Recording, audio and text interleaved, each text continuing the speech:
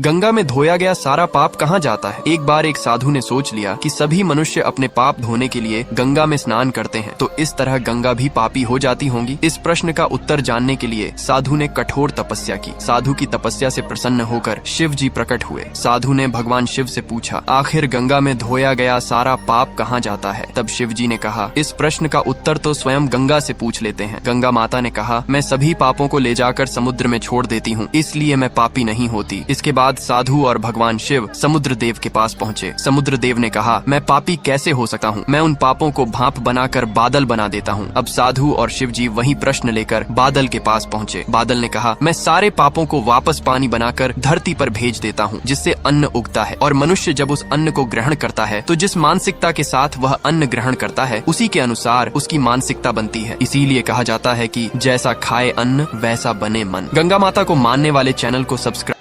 आखिर क्यों गंगा नदी अब होने वाली है गायब। दोस्तों, गंगा नदी की स्वर्ग वापस लौटने को लेकर एक कथा है कि एक बार गंगा और सरस्वती माता के बीच बहुत बड़ा विवाद उत्पन्न हो गया। विवाद के बीच बचाव के लिए माता लक्ष्मी सामने आई तो सरस्वती ने लक्ष्मी जी को वृक्ष और नदी के रूप में पृथ्वी लोक पर जाकर पापियों का पाप स्वीकार करने का श्राप दे दिया। उसके बाद गंगा और सरस्वती ने एक दूसरे को नदी के रूप में पृथ्वी लोक पर रहने का श्राप दे दिया। श्राप के कारण माता लक्ष्मी पद्मा नदी के रूप में पृथ्वी पर आई। वहीं दूसरी ओर माता सरस्वती भी सरस्वती नदी के रूप में आई और माता गंगा भी गंगा नदी के रूप में पृथ्वी पर आ गईं। इस घटना के बाद जब नारद मुनि ने भगवान विष्णु से पूछा कि तीनों देवियां नदी रूप में कब तक पृथ्वी पर रहेंगी, तब भगवान विष्णु ने कहा, हे नारद, जब कलयुग के 5000 वर्ष पूर्ण हो जाएंगे तब तीनों देवियां वापस अपने धाम को लौट आएंगी। अब इस कलयुग के 5124 वर्ष पूर्ण हो चुके हैं। पद्मा और सरस्वती नदी पहले ही गायब हो चुकी हैं और अब सिर्फ गंगा नदी ही बची है, जो कि अब वर्तमान काल के प्रदूषण और भयंकर दुर्दशा को देखकर बहुत ही जल्द वह भी गायब हो जाएगी।